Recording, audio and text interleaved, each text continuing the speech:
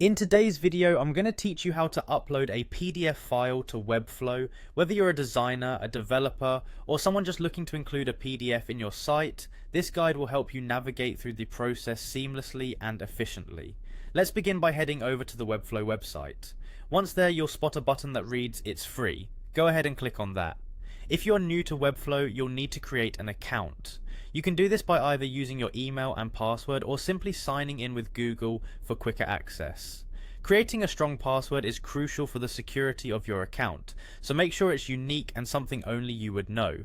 Now, once you're signed in, direct yourself over to the sites page on Webflow. If you haven't created a site yet, don't worry, there's an option to create a new one, and you'll want to select that button. This sets the canvas ready for our PDF integration. Now with your site set up, it's time to dive deeper. Go ahead and open the site you want to work on. Within your site, look for the Assets panel. It's your go-to repository for all things media related.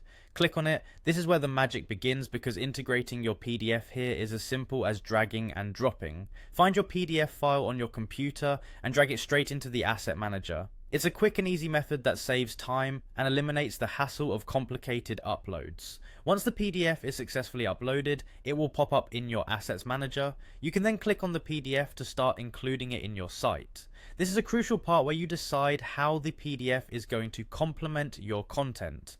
Feel free to reposition the PDF accordingly to suit your design and functionality needs. With everything set and looking good, it's time to publish your changes. Navigate to the top and click Publish. This step ensures that all your uploads and adjustments are visible to everyone on the real-time website. Once everything is in place and you're done editing, you'll find a close button. Clicking it will ensure everything is saved properly and take you out of the editing mode. Lastly, return to the home page by clicking on Home. This brings you back to the main dashboard area of Webflow where you can overview all your sites and projects. From here you can further manage and modify your site as needed, knowing your PDF is now integrated successfully.